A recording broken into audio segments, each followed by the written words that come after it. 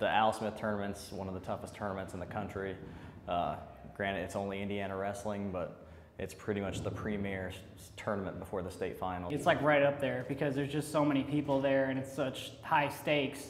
And you know, it's really true when they say like if you do well at the Al Smith, you will generally do well at state. Yeah, it's cool having one of the toughest tournaments in the state in my hometown where I can just go to the school and wrestle the best kids in the state. It's just tough. I mean, 2 days, 3 matches first day, 3 the next. I mean, it's a grinder. I only won the Al Smith 1 time, but I won state 2 times, and like that just goes to show like this tournament's a grinder, and it's really a good chance to see that state competition and how to improve to, you know, be ready to go at the state finals. Like if you haven't had a lot of experience at big tournaments, it can be very overwhelming.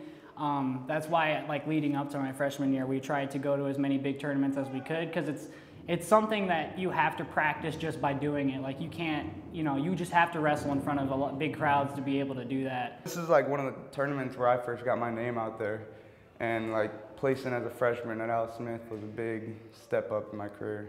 You know, just wrestling in general out there, you know, especially like, if you like make it to the second day, I mean, it's a big deal. It's a really big adrenaline rush when you know it's like, you know, if I beat this guy, I'm looking really good for the rest of the tournament. A lot of pressure, but at the same time, you just got to like perform. You got to stay focused. You can't worry about the crowd. You know, it means business when you go out there.